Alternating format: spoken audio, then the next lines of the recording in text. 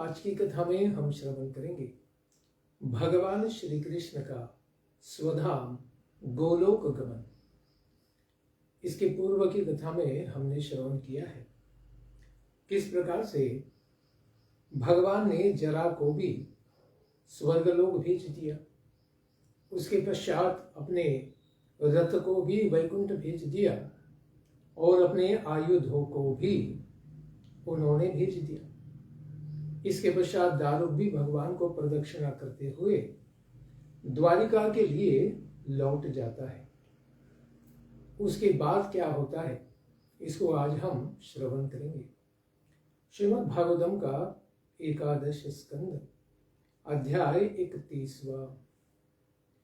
सुखदेव गोस्वामी कहते हैं, परीक्षित, जब दारुक भगवान का प्रदक्षिणा करने के पश्चात द्वारिका के लिए चला गया, तब उसके पश्चात ब्रह्मा जी, पार्वती सहित भगवान शिव जी, इंद्र आदि लोकपाल यानी सारे स्वर्ग के देवता, मरीचि आदि ब्रह्मा जी के पुत्र, प्रजापति और बड़े बड़े मुनि, ऋषिवर, पितर, सिद्ध, गंधर्व, विद्याधर, नाग, चारण, यक्ष, राक्षस, किन्नर, अप्सराएं, गरुड़ लोक के विभिन्न पक्षी, साथ ही मैत्रेय आदि सारे ब्रह्मांड के महान ब्राह्मण भगवान श्री कृष्ण के परम धाम प्रस्थान को देखने के लिए पूरी उत्सुकता से वहां पर आए थे। वे सभी भगवान के जन्म तथा लीलाओं का गान कर रहे थे। बड़ी ही उत्कृष्ट भक्ति पूर्वक उन सबों ने अंतरिक्ष से ही भगवान के चरणों में फूलों की वर्षा कर दी। ऐसे देवताओं आदि के विमान समूह से आकाश पूरी तरह भर गया था। सर्वव्यापक भगवान ब्रह्मा जी को तथा अपनी विभूति भूत देवताओं को देखकर कमल के समान मनोज्ञ एवं सुकुमार आंखों को बंद कर लेते हैं। संसार के समस्त शरीरों से अत्यंत सुंदर, जैसे रुक्मिणी देवी ने भी अपने प्रेम पत्र में कहा था, भुवन सुंदर, यानी सारे संसार में सबसे अधिक सुंदर केवल भगवान श्री कृष्ण ही है। और जो योगियों की धारणा और ध्यान के लिए भी मंगलमय अपने उस दिव्य रूप को किसी योगी की तरह योगाग्नि से जलाए नहीं, क्योंकि भगवान का शरीर तो भगवान से अभिन्न है और वह भौतिक है ही नहीं, वो तो उनका साक्षात भगवत स्वरूप है। इसीलिए उन्होंने किसी भी प्रकार का देह त्याग नहीं किया या किसी भी प्रकार की योग अग्नि से स्वयं को जलाते हुए उन्होंने संसार से अप्रकट होने की लीला नहीं की, बल्कि अपने स्वयं के विग्रह के साथ वे अंतरिक्ष के द्वारा धीरे धीरे अपने धाम में प्रवेश करने लगे। तो सारे देवता देखना चाहते थे कि भगवान कहाँ से आते हैं, इसीलिए तो वहां पर आए थे। लेकिन सब लोग भगवान को देखते ही रह गए और सब लोकपालों के अपने अपने धामों से भी भगवान जब ऊपर निकलते रहे तो फिर कोई नहीं समझ पाए कि भगवान का धाम कहाँ है, क्योंकि भगवान अंतरिक्ष से ऊपर जाते ही रहे, ब्रह्मलोक से भी ऊपर जाते रहे। तो उस समय स्वर्ग में आदि सारे लोगों में नगाड़े बिगुल बजाए गए, आकाश से फूलों की वर्षा हुई। इस प्रकार भगवान के पीछे भूलोक से सत्य, धर्म, धैर्य, कीर्ति और श्री आदि भगवान की शक्तियां भी उन्हीं के साथ चली गई। ब्रह्मा आदि देवता बड़े ही आश्चर्यचकित थे कि भगवान आए कैसे वो भी पता नहीं चला और भगवान कैसे चले गए ये भी पता नहीं चला। तो भगवान कितने अद्भुत हैं, जिनकी गति को कोई नहीं जान सकता है। ऐसे भगवान श्री कृष्ण अपने धाम में जाते हुए कोई भी नहीं देख सके। अविज्ञात गतिम, भगवान की गति को कोई नहीं जान पाया। अति विस्मिता कृष्णम स्वधामनि विशांतम न ददृशुः। कोई भी भगवान को कहाँ जा रहे करके नहीं ढूंढ पाए, नहीं समझ पाए। जिस प्रकार उदाहरण देते शुकदेव गोस्वामी, मेघ समूह का त्याग करके आकाश में जाती हुई विद्युत की गति मनुष्य नहीं जान पाते, वैसे ही सारे देवता 33 करोड़ देवता भी भगवान की गति को नहीं जान सके। तो फिर एक साधारण मर्त्य जीव किस प्रकार से भगवान की गति को जान सकता है? केवल उनकी कृपा से ही जान सकता है। इसीलिए ऐसे श्री भगवान को बारंबार प्रणाम है। हमें बारंबार प्रणाम करना चाहिए और उनका नाम संकीर्तन करना चाहिए। वे ब्रह्मा रुद्र आदि देवता भगवान श्री हरि की योगमयी गति को देखकर बड़े आश्चर्यचकित होकर उनकी केवल प्रशंसा ही करते रहे, क्योंकि वे कोई भी जान नहीं पाए। इसीलिए भगवान का कीर्तन करते रहे और अपने अपने लोक में फिर चले गए अपने कार्य को करने के लिए। इसीलिए शुकदेव गोस्वामी कहते हैं, परीक्षित, परमात्मा की मनुष्य के समान इस संसार में प्रकट होना, संहार आदि अनेक लीलाओं को करना, ये नट के नाटक की तरह ही था। भगवान की माया के साथ उनकी लीला ही थी। इस प्रकार भगवान ने अनेक कार्यों को सिद्ध किया, ब्रह्मा जी आदि देवताओं को संतुष्ट किया, पृथ्वी माता को और बाकी माताओं को भी प्रसन्न किया, सारे असुरों का विनाश करके। भगवान ने तो अनेक संसारों की 14 लोकों की रचना की है, तो वे भी भगवान की माया शक्ति के द्वारा ही प्रकट है। इस प्रकार भगवान एक नट जिस प्रकार से अनेक प्रकार के रूप बना लेता है, उस प्रकार से भगवान अनेक अनेक अवतारों के द्वारा प्रकट होते हैं, किंतु स्वयं उन सबों से भगवान असंपृक्त रहते हैं। यानी भगवान में कभी भी विकार नहीं आता। भगवान के सारे ही तनु, सारे स्वरूप जो है वो शाश्वत रूप से विराजमान रहते हैं उनके अपने अपने लोकों में, वैकुंठ आदि लोकों में। इस प्रकार वे सब कुछ भगवान परमात्मा का विलास मात्र है, लीला मात्र है। इसीलिए ऐसे परमात्मा जगत की सृष्टि करके उसमें प्रवेश करते हैं, क्रीड़ा करते हैं और अंत में सारे संसार को संवरण करके अपने ही स्वरूप में स्थित होते हैं। तो कारण दक्ष विष्णु से पहले भगवान से नारायण आता है, नारायण से पहले पुरुष अवतार कारण दक्षाय विष्णु आते हैं, उनके पश्चात गर्भोदक्षाय विष्णु आते हैं और उनके पश्चात क्षीरोदक्षाय विष्णु आते हैं। इस प्रकार अनेक विस्तारों के द्वारा भगवान इस संसार का पालन पोषण करते हैं।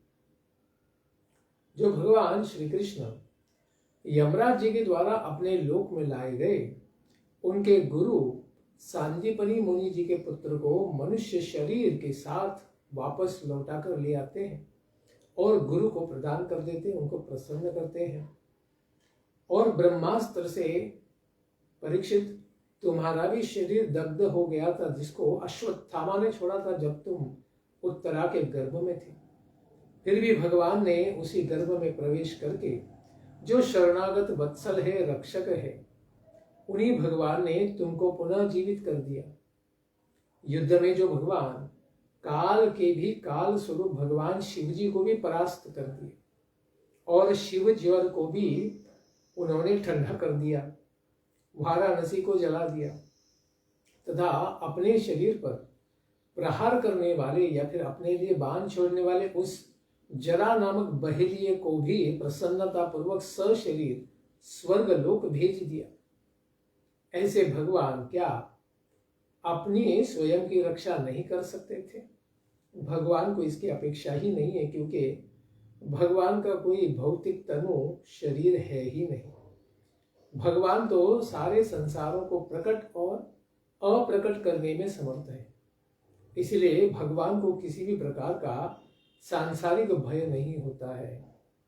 जीव मृत्यु से डरता है क्योंकि वह भ्रमित होता है, लेकिन भगवान तो सारे भ्रम और भयों को डराने वाले ऐसे शिव ब्रह्मादि के भी पूजनीय है। ऐसे भगवान संपूर्ण जगत की सृष्टि, स्थिति और संहार के निरपेक्ष कारण है। ऐसे भगवान जो सर्वशक्ति संपन्न है, वे भगवान अपने शरीर को बचाए रखना यानी अपने आप को स्वयं इस संसार में प्रकट करके रखने की अभी कोई आवश्यकता न देखने के कारण ही स्वधाम गमन करते हैं। क्योंकि हमने पहले ही श्रवण किया है कि ब्रह्मा जी ने ही देवताओं के साथ आकर उनको प्रार्थना की थी कि भगवान, आपने 125 वर्ष की लीला धराधाम पर कर ली है। आपने सभी कार्यों को संपन्न करके देवताओं को अभय दान प्रदान किया है, राक्षसों को मारकर भक्तों को आनंदित किया है। अभी आपकी इच्छा हो तो आप स्वधाम लौट सकते हैं। इसी बात को भगवान ने कहा कि मैं जानता हूं, और भगवान ने उस प्रस्ताव को स्वीकार किया था। इसलिए लोगों को इस बात की शिक्षा देने के लिए कि आत्मनिष्ठ व्यक्ति को इस मर्त्य शरीर या मर्त्य संसार से क्या प्रयोजन है, भगवान भी स्वधाम लौट जाते हैं, ताकि ज्ञानी जन, मुनिजन, विद्वज्जन, भगवान के भक्त भी इस भौतिक संसार से विरक्त होकर अपने स्वधाम जाने के लिए तैयार हो सके।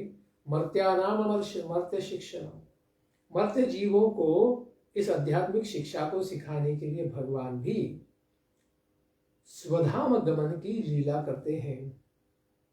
इसलिए आदर्श पुरुष को चाहिए कि वह भी अपने इस भौतिक शरीर को व्यर्थ ही बहुत अधिक समय बचाए रखने की चेष्टा न करे, क्योंकि हम ये भौतिक शरीर नहीं है। आत्म स्वरूप का ज्ञान प्राप्त करे, परमात्मा स्वरूप का ज्ञान प्राप्त करे और भगवान की भक्ति करके भगवान के निज गोलोक धाम जाने के लिए हमें प्रयास करना चाहिए।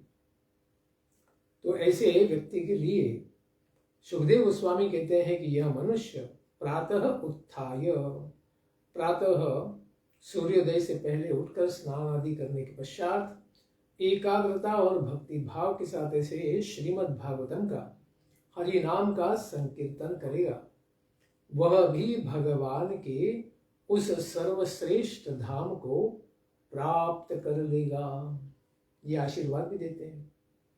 भगवान श्री कृष्ण के विरह से व्याकुल यह दारुक भगवान का सेवक द्वारका आ जाता है और वसुदेव जी तथा उग्रसेन के चरणों में नमस्कार करते हुए गिरकर उनके चरणों को आंसुओं से सींच देता है। संपूर्ण यदुवंशियों के विनाश को दारुक ने बताया और उसे सुनकर सब लोग मूर्छित हो गए और भगवान श्री कृष्ण के वियोग से व्याकुल बने लोग अपना मुंह पीटते हुए वहां शीघ्र गए, जहां उनके बंधुगण सारे अप्रकट होकर स्वर्ग चले गए थे। देवकी, रोहिणी और वसुदेव जी ने पुत्र बलराम जी और भगवान श्री कृष्ण को वहां नहीं देखकर बड़े ही शोकार्त हो गए और उनकी स्मृति चली गई। वे उनकी भावना में तल्लीन हो गए। भगवान के विरह से व्याकुल वे लोग वहीं पर अपने प्राणों को त्याग कर दिए, यानी वे भी अपने नित्य लीला में प्रवेश कर गए। अपने पतियों का आलिंगन करके, मन में ही आलिंगन करके सारी पत्नियां चिता में प्रवेश हो गई, यानी उन्होंने भी अपने देह को त्याग दिया और उनके भी देह भौतिक नहीं थे, यानी वे भी अप्रकट हो गई। बलराम जी की भी पत्नियां भगवान का हृदय में आलिंगन करके वे भी उनकी विरह अग्नि में प्रवेश कर गई, यानी वे भी अप्रकट हो गई। वसुदेव जी की पत्नियां उनके शरीर को लेकर अग्नि में प्रवेश कर गई, वे भी अप्रकट हो गई। भगवान श्री हरि की पुत्र वधुएं प्रद्युम्न आदि के स्मरण के द्वारा उन्होंने शरीर त्याग कर दिया, यानी वे भी अप्रकट हो गई। रुक्मिणी आदि भगवान की पत्नियां भी ज्योतात्मक थी, वे भी सब भगवान की स्मृति में अप्रकट हो गई। अपने प्रियतम सखा भगवान श्री कृष्ण, इनके वियोग में आतुर बने हुए अर्जुन गीतोक्त सदुक्तियों का स्मरण करके अपने आप को संभाल पाए। भगवान ने उनको आत्म तत्व का दर्शन, भगवत दर्शन पूरा भगवत गीता में सुनाया था। उसी को पुनः पुनः याद करके उन्होंने ये जान लिया कि भगवान ने कहा था, नाहम प्रकाश सर्वस्य योग माया समावृतः मूढ़ोयम ना विजानाति लोको माम अजम अव्ययम। इस संसार में बद्ध जीव मुझे नहीं जान पाते, देखने पर भी नहीं समझ पाते, जैसे कंस आदि। इसीलिए मेरा स्वरूप केवल मेरे भक्तों को ही प्रकट है। इस प्रकार सोचकर अर्जुन स्वयं को ढाढ़स बंधा पाए। यदुवंश के मृत व्यक्तियों में जिनको कोई पिंड देने वाला नहीं था, सबके सब अप्रकट हो गए। तो फिर उनका भी श्राद्ध अर्जुन ने ही बड़े विधि पूर्वक क्रमशः करवाया। भगवान के द्वारा परित्यक्त वह द्वारकापुरी, भगवान ने दारूक को संदेश दिया था कि यही द्वारका मेरे जाने के पश्चात और बचे हुए लोग जब अर्जुन के साथ आगे बढ़ जाएंगे तो तुरंत ही यह समुद्र में क्या होगा, पूरे समुद्र के द्वारा द्वारका डुबा दी जाएगी।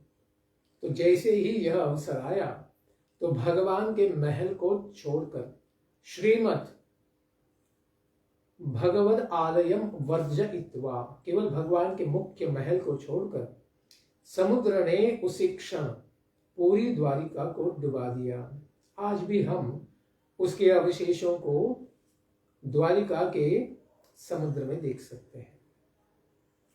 स्मरण करने मात्र से समस्त पापों का विनाश करने वाले और समस्त मंगलों को भी मंगल बनाने वाले भगवान का वहां नित्य ही निवास होता है। केवल भगवान अप्रकट हो गए।